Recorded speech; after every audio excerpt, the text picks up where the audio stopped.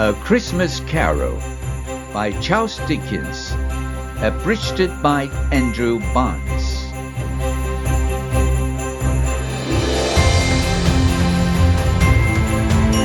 Part 3. The first of the three spirits.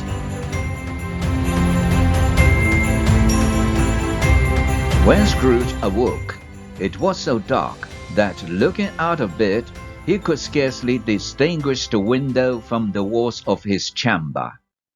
He was endeavoring to pierce the darkness when the chimes of a neighboring church struck the 4 quarters. So he listened for the hour. To his great astonishment, the heavy bell went on from 6 to 7, and from 7 to 8, and regularly up to 12, then stopped. 12! It was past 2 when he went to bed. "Why, it isn't possible," said Scrooge, "that I can have slept through a whole day and far into another night." He scrambled out of bed and groped his way to the window. All he could make out was that it was still very foggy and extremely cold. He went over to bed again, and thought, and thought, and thought it over and over, and could make nothing of it. Every time he resolved within himself that it was all a dream, his mind flew back to its first position and presented the same problem to be worked all through. Was it a dream or not? Scrooge lay in this state until the chime had gone 3 quarters more. When he remembered that the ghost had warned him of a visitation when the bell tolled 1, he resolved to lie awake until the hour was past, and, considering that he could not go to sleep, this was perhaps the wisest resolution in his power. The quarter-hour was so long that he was more than once convinced he must have sunk into a doze and missed the clock. At length, it broke upon his listening ear. "Ding dong, a quarter past," said Scrooge, counting. "Ding dong, half past," said Scrooge. "Ding dong, a quarter to 8, said Scrooge. "Ding dong, the hour itself," said Scrooge, triumphantly. "And nothing else." He spoke before the hour bell sounded, which it now did with a deep, dull, hollow, melancholy one.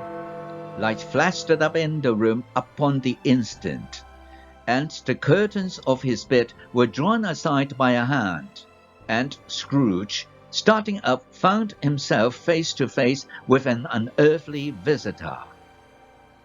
It was a strange figure, like a child, yet not so like a child as like an old man, veiled through some supernatural medium, which gave him the appearance of having diminished to a child's proportions.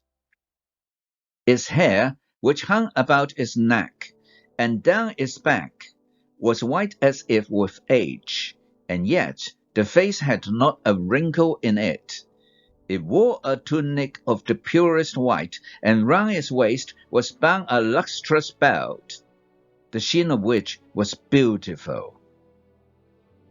It held a branch of fresh green holly in its hand, but the strangest thing about it was that from the crown of its head there sprang a bright clear jet of light, by which all this was visible. "Are you the spirit, sir, whose coming was foretold to me?" asked Scrooge. "I am." The voice was soft and gentle, as if, instead of being so close beside him, it were at a distance. "Who and what are you?" Scrooge demanded. "I am the ghost of Christmas past." "Long past?" inquired Scrooge. No, your past. Scrooge then made bold to inquire what business brought him here. Your welfare, said the ghost. Scrooge expressed himself much obliged, but could not help thinking that a night of unbroken rest would have been more conducive to that end. The spirit must have heard him thinking, for it said immediately, your reclamation, then take heed. It put out his hand as it spoke, and clapped Scrooge gently by the arm. Rise and walk with me. It would have been in vain for Scrooge to plead that. The bed was warm, and the thermometer a long way below freezing. The grasp, though gentle as a woman's hand, was not to be resisted. Scrooge rose, but finding that the spirit made towards the window, clapped its roof in supplication. I am mortal, Scrooge remonstrated. and liable to fall. Let me touch my hand there, said the spirit, laying it upon his heart. and you shall be upheld. As the words were spoken, they passed through the wall, and stood upon an open country road, with fields on either side. The city had entirely vanished. The darkness and the mist had vanished with it, for it was a clear, cold winter day, with snow upon the ground. Good heaven, said Scrooge, clasping his hands together as he looked about him. I know this place. I was a boy here. Scrooge was conscious of 1,000 thoughts, and hopes, and joys, and cares long forgotten. Your lip is trembling, said the ghost. Scrooge muttered, and begged the ghost to lead him where he would. You recollect the way? Inquired the spirit. Remember it. Cried Scrooge with fervor. I could walk it blindfold. Strange to have forgotten it for so many years, observed the ghost. Let's go on. They walked along the road, Scrooge recognizing every gate, and post, and tree, until a little market town appeared in the distance, with its bridge, its church, and winding river. Some shaggy ponies now were seen trotting towards them, with boys upon their backs, who called to other boys in carts driven by farmers. All these boys were in great spirits, and shouted to each other until the broad field was so full of merry music that the crisp air laughed to hear it. These are but shadows of the things that have been, said the ghost. They have no consciousness of us.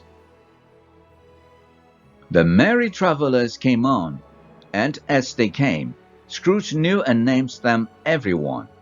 Why was he rejoiced beyond all bounds to see them?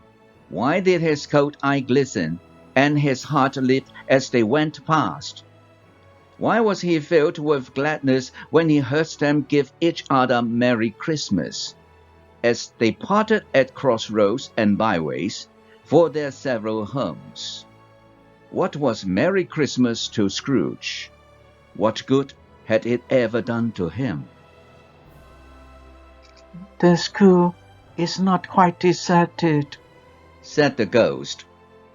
A solitary child, neglected by his friends, is left there still. Scrooge said he knew it, and he sobbed. They left the high road by a well-remembered lane, and soon approached the mansion of dull red brick. It was a large house, but one of broken fortunes, for the spacious rooms were little used. Their walls were damp and mossy, their windows broken, and their gates decayed. Entering the dreary hall, and glancing through the open doors of many rooms, they found them poorly furnished, cold and vast. There was an earthy smell in the air, a chilly bareness in the place, which associated itself somehow with too much getting up by candlelight, and not too much to eat. They went, the ghost and Scrooge, across the hall to a door at the back of the house. It opened before them and disclosed a long, bare, melancholy room, made barer still by lines of plain benches and desks.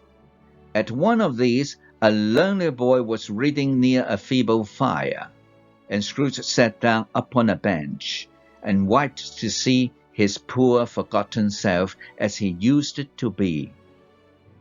The spirit touched him on the arm, and pointed to his younger self, intent upon his reading. Suddenly, a man in foreign garments, wonderfully real and distinct to look at, stood outside the window, with an axe stuck to his belt, and leading an ass laden with wood by the bridle. Why, it's Alibaba! Scrooge exclaimed in ecstasy. It's the old honest Alibaba! Yes, I know! One Christmas time, when this solitary child was left here all alone, he did come, just like that. And Valentine, said Scrooge, and his white brother Orson, there they go. To hear Scrooge expending all the earnestness of his nature on such subjects, in a most extraordinary voice between laughing and crying, and to see his heightened and excited face, would have been a surprise to his business friends in the city indeed. Then, with a rapidity of transition very foreign to his usual character, he said, in pity for his former self, Poor boy, and cried again. I wish, Scrooge muttered, putting his hands in his pocket and looking about him after drying his eyes with his cuff. But it's too late now. What's the matter? Asked the spirit. Nothing, said Scrooge. Nothing. There was a boy singing a Christmas carol at my door last night. I should like to have given him something. That's all. The ghost smiled thoughtfully, and waved his hand, saying as it did so, Let us see another Christmas. Scrooge's former self grew larger at the words, and the room became a little darker and more dirty. The panels shrunk, the windows cracked, and fragments of plaster fell out of the ceiling. But how all this was brought about, Scrooge knew not. He only knew that there he was, alone again, when all the other boys had gone home for the jolly holidays. He was not reading now, but walking up and down despairingly. Scrooge looked at the ghost, and with a mournful shaking of his head, glanced anxiously towards the door. It opened, and a little girl much younger than the boy came darting in, and putting her arms about his neck, and often kissing him, addressed him as her dear brother. I have come to bring you home, dear brother, said the child, clapping her tiny hands, and bending down to laugh. To bring you home, home, home.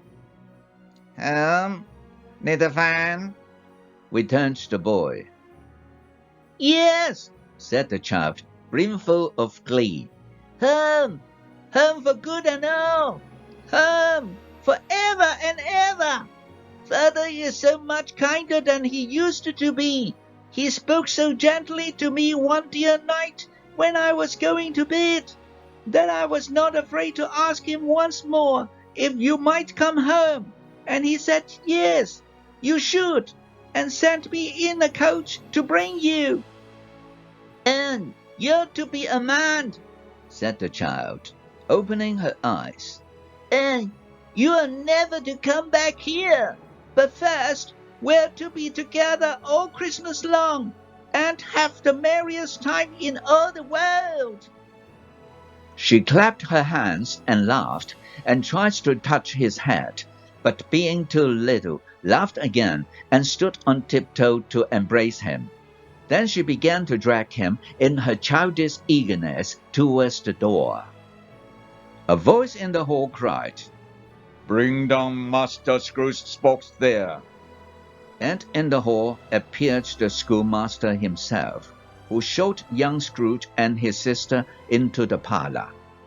Here he produced a decanter of curiously light wine, and a block of curiously heavy cake, and, at the same time, sent out a servant to offer a glass of something to the post-boy. Master Scrooge's trunk, being by this time tied to the top of the coach, the children bade the schoolmaster goodbye right willingly, and getting into it, drove gaily down the garden sweep, the quick wheels dashing the frost and snow from the dark leaves of the evergreens like spray. Always a delicate creature, your sister, said the ghost. But she had a large heart. So she had, cried Scrooge. You're right, I will not deny it. She died a woman, said the ghost, and had, as I think, children. One child, Scrooge returned. True, said the ghost. Your nephew. Scrooge seemed uneasy in his mind, and answered briefly, Yes.